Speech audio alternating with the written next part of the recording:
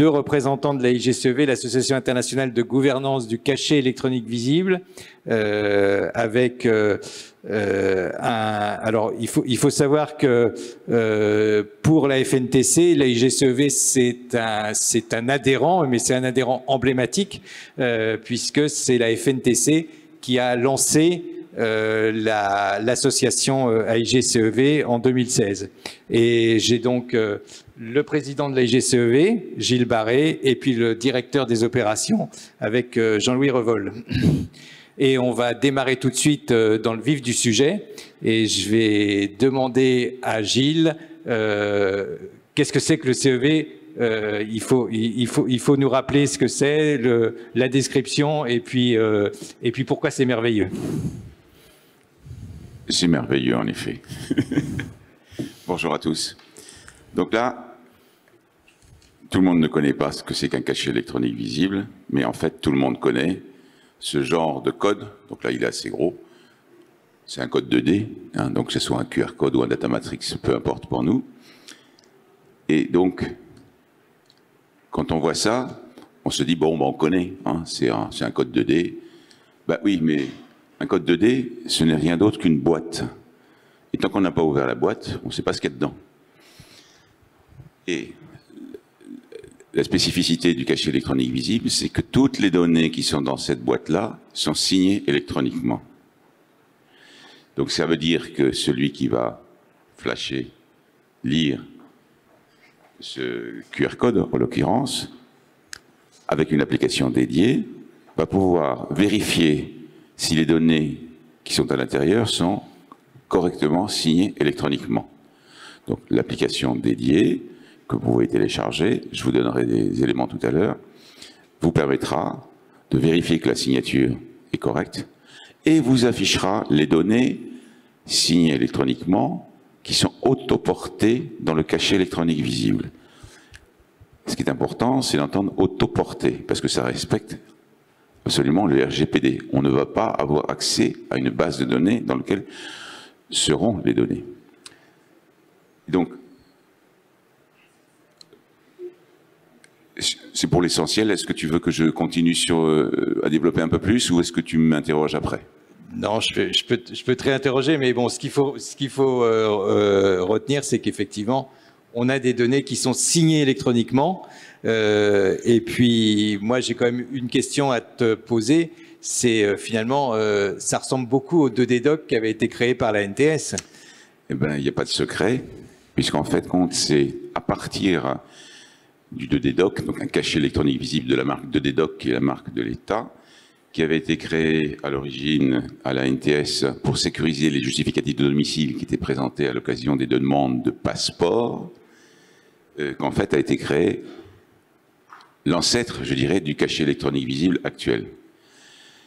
En fait, c'était tout à fait intéressant, donc on s'y intéressait. On s'y est tellement intéressé qu'à la FNTC, encore à l'époque, eh ben, nous avons proposé de normaliser ces spécifications, en les modifiant un petit peu de la NTS, et que ce faisant, on a fait marcher notre cerveau et qu'on a trouvé un processus tout à fait nouveau, que nous avons normalisé AFNOR dans un premier temps, puis ISO. Et donc nous avons une norme AFNOR et deux normes ISO, une de format, l'autre de gouvernance, pour le cachet électronique visible dont je vous parle là. Mais évidemment, l'origine, c'est ce qu'on appelle le 2D Doc, mais qui est un nom de marque, hein, duquel est parti ce processus. Et justement, pourquoi est-ce qu'il a fallu faire plusieurs étapes dans la normalisation par rapport au 2D Doc? On aurait très bien pu continuer à travailler uniquement sur le 2D Doc. Gilles, je pense qu'il y a quand même quelque chose d'intéressant, c'est qu'au niveau des applications privées, il fallait s'affranchir du fait de mettre à jour les applications de lecture. Donc, un des points clés, c'est que nous avons développé une application lecteur authentique, un lecteur universel, multilingue, qui est capable, dès lors qu'il a à décoder un code normalisé ISO, de pouvoir tout de suite le décoder sans avoir à mettre à jour l'application.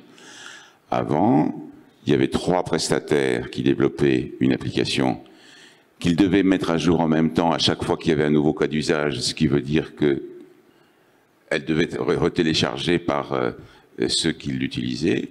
Là, il y a un outil unique qui est téléchargeable par tout le monde, gratuitement, et qui permet, quand il découvre un nouveau cachet électronique visible, fut-il créé la veille et émis la veille, de pouvoir le lire sans avoir à mettre à jour l'application elle-même.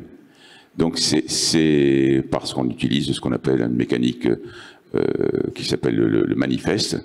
Donc le lecteur dit « Ah, c'est la première fois que je vois ce code, je vais aller chercher la grille de décodage, je la mets sur mon téléphone mobile, et à chaque fois qu'il va voir ce cas d'usage, il n'aura plus besoin d'aller le chercher puisqu'il l'aura sur son téléphone mobile. Et en étant hors ligne, il pourra absolument décoder le code. S'assurer que c'est un vrai cachet électronique visible, signé électroniquement correctement et auquel on peut faire confiance. Et cette application, elle a été développée par les équipes de Jean-Louis Revol, et je vais lui demander d'abord, avant qu'on passe au cas d'usage, parce que c'est ça qui nous intéresse, c'est toute la partie cas d'usage et aussi l'apport pour la cybersécurité, mais quels sont les autres outils qui ont été développés sur cette partie-là, sur la partie lecture du CEV? Donc évidemment, la première chose, c'est à partir du moment où ce CEV a existé, ce qui était intéressant, c'était de développer un écosystème autour de ce... Plus près du... Moi, je parle. Ok. Donc, ce qui était intéressant, c'était effectivement de développer un écosystème autour de ce CEV pour de multiples applications. Comme vous l'avez compris, quelque part, le CEV, tel qu'il est aujourd'hui, défini dans les normes, est un objet, on va dire, un peu générique, qui va être utilisé dans différents types de cas d'usage. Ces cas d'usage peuvent être extrêmement variés, puisque ça va pouvoir aller... sa destination d'origine, la sécurisation documentaire, mais pourquoi pas l'utiliser pour faire du contrôle d'accès, pourquoi pas faire des cartes d'identité, pourquoi pas faire un certain nombre de choses, des tickets de sport et ce genre de trucs. Donc il fallait développer un écosystème. Le premier élément de l'écosystème, Gilles en a parlé dans son introduction, ça a été le lecteur universel qui permet de se connecter et de lire n'importe quel cas d'usage existant. Aujourd'hui, ce lecteur permet de lire tous les codes, on va dire le format de code, c'est-à-dire que ce soit des data matrix, QR code, Aztec, tout ce qui est standard. Il va être capable de lire effectivement toutes les formats de données qui ont été définis dans l'ISO, plus un format qui a été ajouté après la norme qui s'appelle la photo. La photo d'une personne ou la photo... de ce qu'on veut finalement, d'un champignon, tiens, pourquoi pas. On pourrait effectivement utiliser, ce qui était intéressant, c'est de pouvoir rajouter dans ce CEV une photo.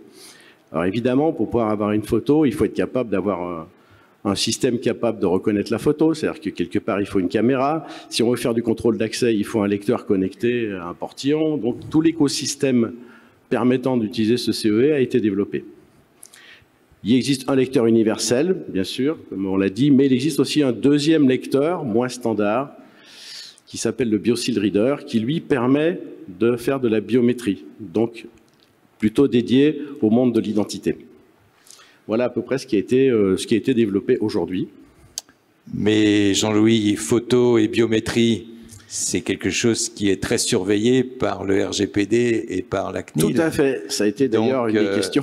Parce que justement, hier, Bertrand Payès, qui était sur la première table ronde, l'a bien rappelé, on ne peut pas faire n'importe quoi. Alors comment est-ce qu'on peut faire pour être aussi conforme au niveau du RGPD et peut-être, je ne sais pas, d'avoir l'approbation de la CNIL? Alors justement, la CNIL, bon, sont nos amis depuis longtemps. Du moins, je parle d'ID3, puisque nous sommes les inventeurs du match on card pour ceux qui tremblent dans l'identité. Quelque chose qui a été déjà accepté par la CNIL. Et donc, dans le même esprit, le code qui a été développé est un code qui porte toutes les informations à l'intérieur. C'est-à-dire, quelque part, à aucun moment, il y a besoin de se connecter à une base de données pour créer ce code, y compris avec la photo ou la biométrie. Tout est contenu dans le code. Donc, la CNIL, effectivement, accepte cette approche. La photo, en plus, a une petite particularité, là c'est un petit côté humoristique. Pour ceux qui connaissent le monde de la biométrie, comme elle est relativement compressée, la distance entre les yeux est inférieure à 60 pixels, ce qui fait que, on va dire, beaucoup de gens considèrent aujourd'hui, et les États considèrent que ce n'est plus de la biométrie, donc c'est facilement acceptable. Voilà, voilà. Et sur cette partie-là, est-ce que tu as un cas d'usage intéressant sur le recours de la reconnaissance faciale avec un CEV? Je crois qu'il en existe un. Alors aujourd'hui, il y en existe plusieurs, donc je vais utiliser le petit dernier, puisque le petit dernier il a été mis en service il y a 2 jours. Donc en fait, c'est une application qui a été faite pour une université en Afrique, qui consiste à avoir une carte d'étudiant basée sur un CEV, contenant toute la partie biométrique, c'est-à-dire empreinte digitale, et la face, de façon à pouvoir traiter différents problèmes. La face est utilisée essentiellement pour gérer des accès, et l'empreinte digitale est utilisée pour gérer des paiements, puisqu'effectivement, cette carte d'étudiant va être utilisée pour gérer tous les services sociaux associés à cet étudiant, c'est-à-dire l'accès à la cantine, enfin, au restaurant universitaire, pardon, l'accès aux chambres, puisque vous savez qu'en Afrique, il y a un certain nombre de problèmes de sous-location. Et donc, effectivement, ce CEV va permettre d'assurer ces contrôles. Évidemment, ce CEV va être utilisé dans une deuxième phase du projet pour émettre des diplômes sécurisés. Puisque qu'est-ce qui est important dans un diplôme? C'est de savoir si l'université qui l'a émise est bien la bonne, savoir si ce diplôme est bien un vrai document, et deuxièmement, est-ce que le porteur du diplôme est bien le bon porteur? Donc effectivement, l'ajout de la biométrie permet effectivement de résoudre cette question. Donc c'est comme Paraf, avec en plus plus de biométrie que Paraf, plus de connexion réseau, plus de base de données centralisée. C'est ça. On est entièrement... c'est sous le contrôle de l'utilisateur. Voilà, c'est complètement ça. Alors il faut être un petit peu honnête sur certains sujets. Effectivement, au moment où on va créer le biocile, il va y avoir un moment où les données peuvent transiter dans un serveur, mais ne vont pas y rester. Et deuxième chose, après, certains pays considèrent qu'il faut quand même avoir une base de données, mais ça, c'est de la politique. C'est plus dans notre contexte à nous. Effectivement, on n'a besoin de rien du tout. Voilà, ça permet de fonctionner complètement en autonomie, et même sans réseau, puisque c'est aussi un des gros intérêts. C'est un des gros intérêts, notamment dans les pays émergents. C'est un gros intérêt, c'est qu'en fait, les connexions ne sont pas toujours très bonnes. Une fois que le lecteur a été connecté une première fois, effectivement, on va pouvoir fonctionner en mode totalement déconnecté. Alors, est-ce qu'il y a d'autres... Y compris biométrie, bien entendu. Hein. La biométrie, tout est faisable en déconnecté. Alors, est-ce qu'il y a d'autres cas d'usage dans lesquels on pourrait, par exemple, payer une facture avec aussi la reconnaissance du payé et sa photo? Voilà, alors justement, il y a un des cas d'usage qui a été développé pour la Côte d'Ivoire. Donc, celui-là, il est gros, vous le voyez bien, parce que c'est un panonceau, c'est pas un document. Donc c'est un petit panneau qui est mis à l'entrée de chaque artisan ayant payé, disons, et membre de la Chambre des métiers de Côte d'Ivoire, qui permet, donc quand vous le scannez, donc vous pourriez le scanner du fond d'ailleurs, vous permet de reconnaître si l'artisan c'est bien le bon, parce que vous avez sa photo à l'intérieur. Vous allez pouvoir vérifier si l'artisan est effectivement en règle avec la législation, et vous allez pouvoir payer l'artisan directement en vous connectant à une plateforme, une cross-plateforme de paiement mobile. Donc depuis ce code, vous payez votre facture et vous êtes sûr de payer à la bonne personne. Voilà un exemple. Après, il y a d'autres exemples amusants qui nous ont été... Alors, l'intérêt d'avoir ce code un peu générique fait que les gens qui s'y intéressent nous donnent de nouvelles idées. Typiquement, récemment, alors vous savez qu'il y a eu la canne en Afrique, on a été sollicité pour faire les billets de la canne, pour éviter donc le marché noir, pour éviter ce genre de choses. Et malheureusement, on nous a interrogé 15 jours avant la canne, c'était un peu tôt, mais depuis, on a développé en prévision de la prochaine, avec la fédération ivoirienne de basket, un ticket d'accès au match de basket, utilisant donc ce code qui permet effectivement de garantir que le code est utilisé qu'une seule fois par la bonne personne. Donc ça évite la revente, ça évite tout ce genre de choses. Donc là, on a identifié l'artisan, on a authentifié et sécurisé le lien qui va permettre le paiement. Donc là, c'est quel type de paiement qu'on a au niveau de Dans ce cas-là, c'est du l'Afrique? paiement mobile. Là, c'était un Orange Money dans ce cas. C'est un Orange Money, mais on pourrait très bien l'imaginer avec une initiation de paiement en SCT INS, donc en virement instantané. Ça marcherait aussi bien. Il y a un projet d'ailleurs de paiement de factures, type, on va dire EDF, local, dans un pays, qui est effectivement, vous allez recevoir votre facture, vérifier que la facture est donc la bonne facture, émise par le bon opérateur, et vous pourrez la payer en instantané. Voilà. Alors, pour l'instant, c'est un pilote, c'est pas encore en production, pour être clair avec vous. Je pense qu'il y a des applications qui sont généralisées. Aujourd'hui, la plupart des opérations généralisées, c'est des sujets qui sont importants pour l'identité, puisque vous savez que l'identité est souvent, et notamment en Afrique, il y a eu beaucoup de fraude à l'identité, mais chez nous aussi. Et cette fraude à l'identité, en fait, elle intervient par ce qu'on appelle les breeder documents, c'est-à-dire les documents de preuve. Or, aujourd'hui, la plupart des fraudes passent par ces documents. Aujourd'hui, donc, la plupart des choses, donc, par exemple, les pays ont commencé à prendre conscience de ce genre de choses, et la première chose qu'ils ont demandé, c'est que tous ces documents de preuve, comme l'avait fait la NTS historiquement en France, soient sécurisés par CEV. Il y a un décret qui va sortir, notamment en Côte d'Ivoire, d'ici une quinzaine de jours, obligeant tous les documents de l'État à être porteurs de CEV. Voilà. Donc aujourd'hui, les premières choses, ça a été évidemment les extraits de naissance, les certificats de domicile, c'est les premières choses qui ont été mises en production. Donc il n'y a pas qu'en France qu'on fait du CEV sur les documents. Tout à fait. Il y a même plus de CEV aujourd'hui hors France qu'en France, ça c'est clair. Voilà. Et là, je vais me tourner vers Gilles. Est-ce qu'il y a d'autres pays autres que la France et que la Côte d'Ivoire et que le Sénégal qui utilisent aujourd'hui massivement Absolument. le CEV? En fait, ça me donne l'occasion de rappeler qu'en fait, cette technologie, c'est à la fois une technologie normalisée ISO, mais que c'est aussi un environnement de confiance. Quand vous avez de la signature électronique, vous avez un certificat, vous pouvez signer un vrai ou un faux. Quand vous êtes dans l'environnement de confiance du cachet électronique visible, tout le monde ne peut pas avoir un certificat de signature, et tous ceux qui voudraient l'avoir ne l'auront pas nécessairement, puisque là, nous agréons les gens comme metteurs de documents. Et donc, bien évidemment, si c'est un État, un ministère, une grande entreprise, pour des cas d'usage, il n'y a aucun problème.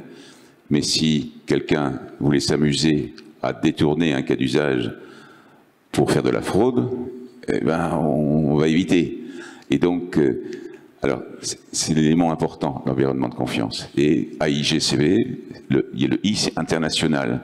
Et aujourd'hui, nous avons des membres de 8 nationalités différentes.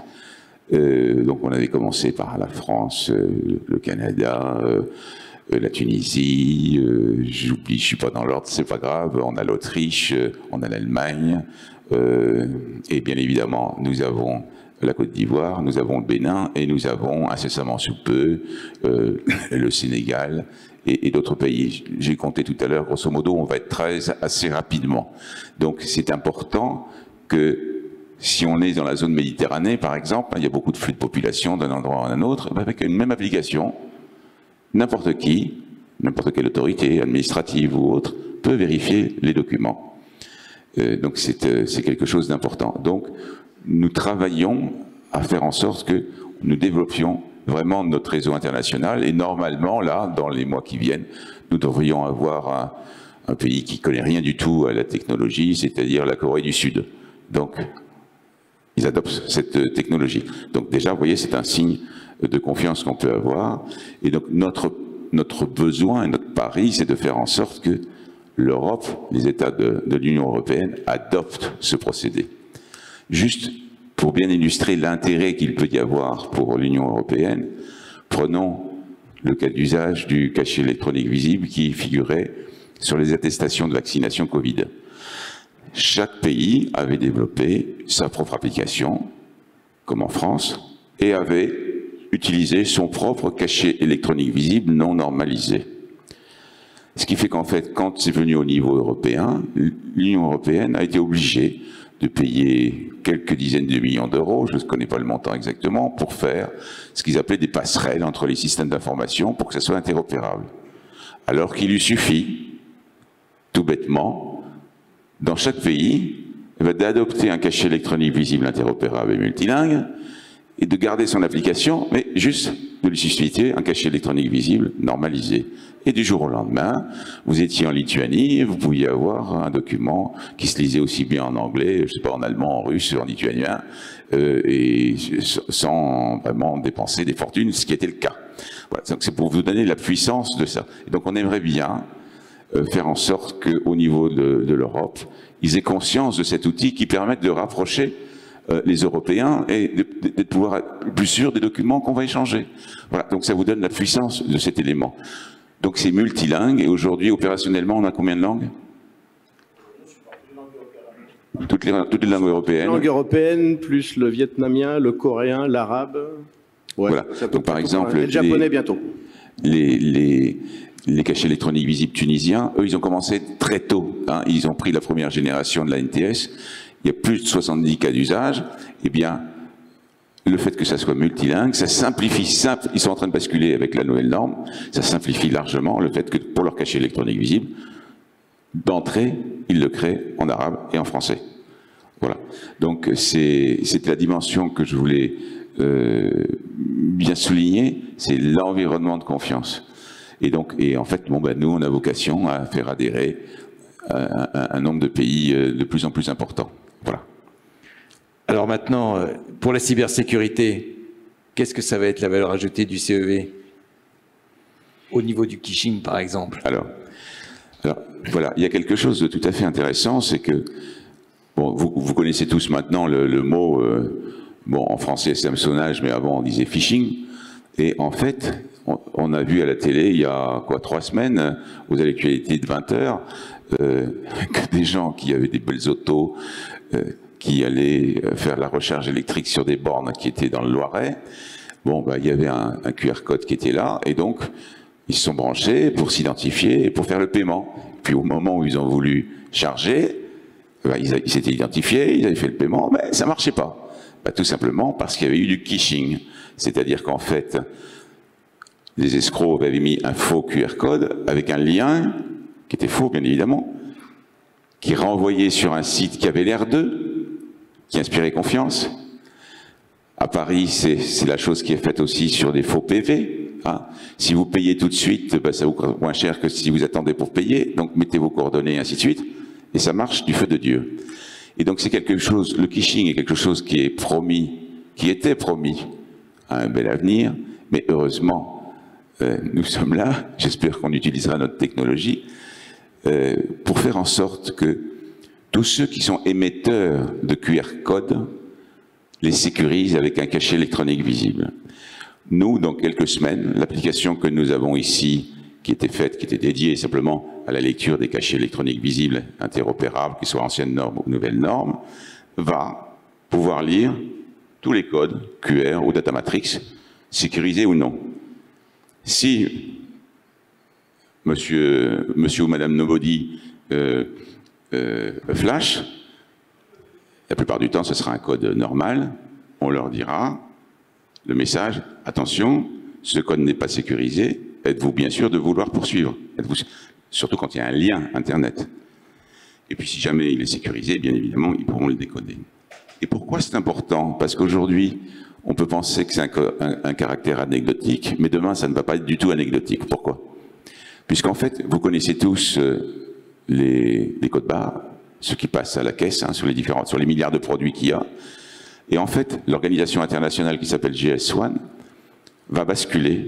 Donc au 1er janvier, 1er janvier 2027, tous les produits qui vont passer à la caisse auront un QR code GS1 avec un lien Internet permettant d'accéder au site du produit de la marque.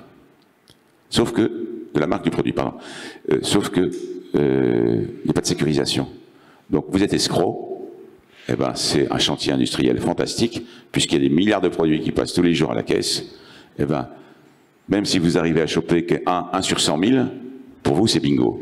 Donc, il faut d'ores et déjà éduquer et faire télécharger l'application qu'on va sortir, qui vous permettra de lire tout, et les codes sécurisés.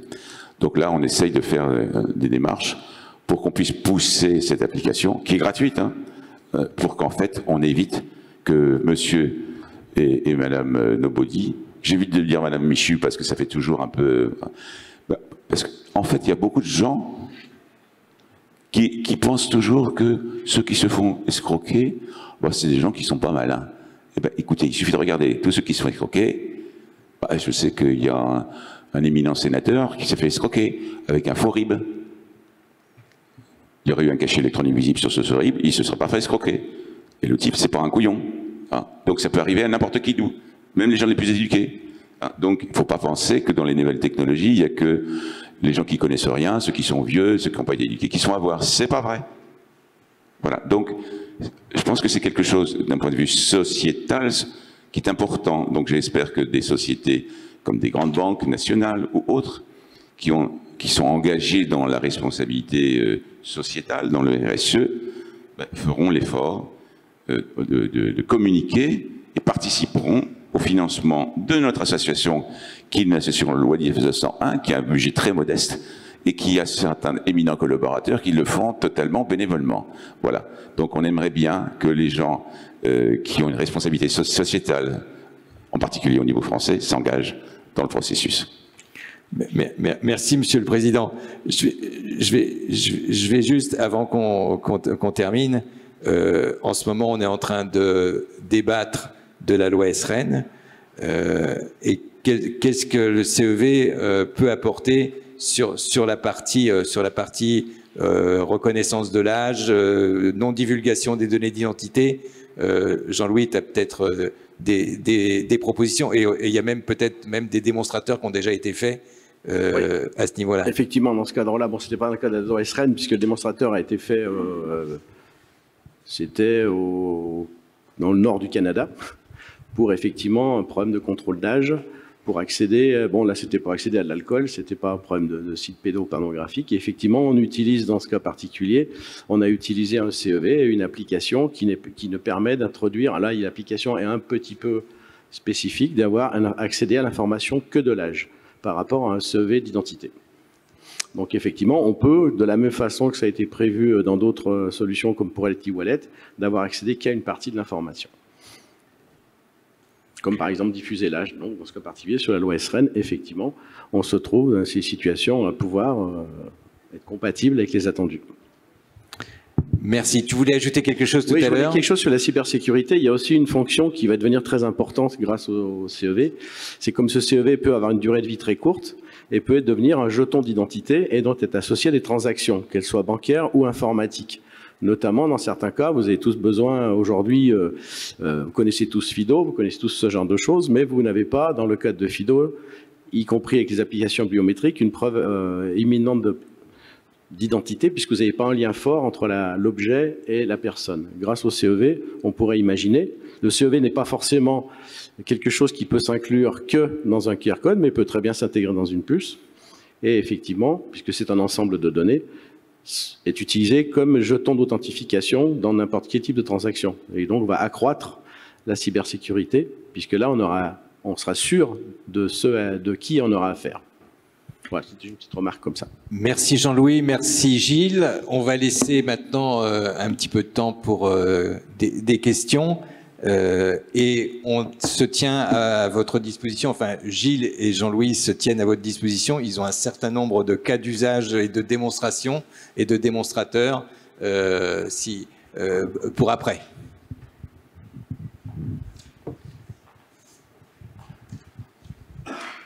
Bonjour, merci pour cette explication du CEV et le potentiel du cachet électronique visible comme qu'un conteneur cryptographique au même titre qu'une puce, aussi bien pour des documents d'identité physique, mais des breeder documents ou toute attestation électronique. Aujourd'hui, ça ouvre la voie également à ce qu'on appelle l'identité numérique ou au paiement également, et toute l'identité numérique avec les wallets. La France envisage d'utiliser des attestations électroniques avec cachet électronique visible. Pouvez-vous nous en parler un petit peu plus?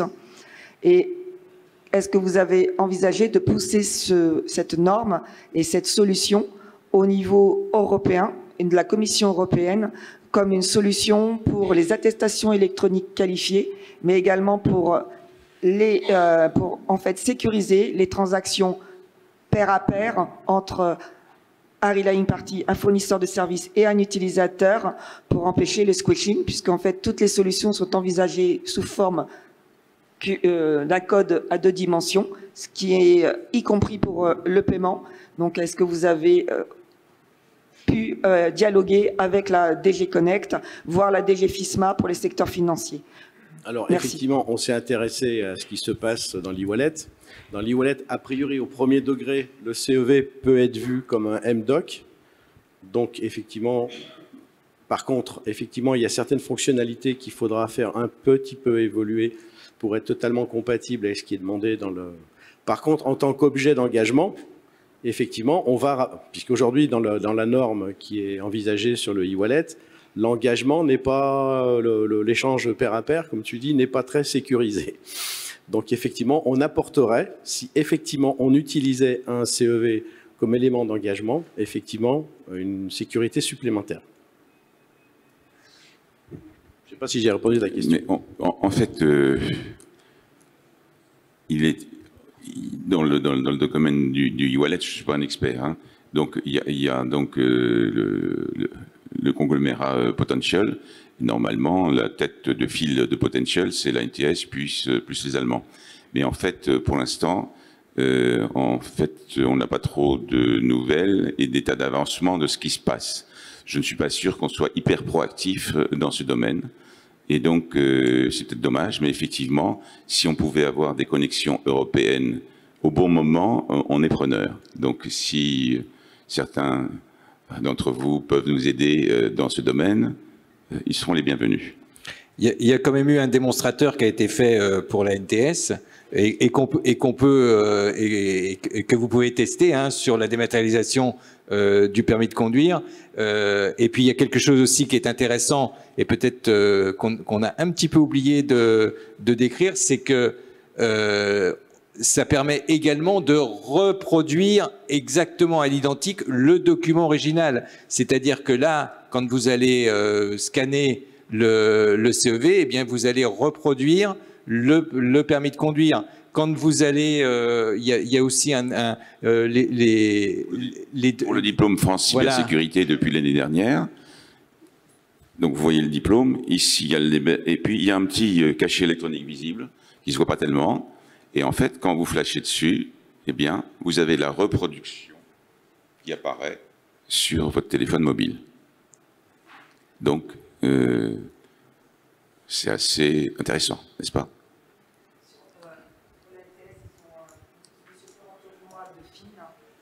Monsieur Florent Tournois de FIN, lors des différents derniers webinaires, a bien indiqué des attestations électroniques qualifiées avec le cachet électronique visible.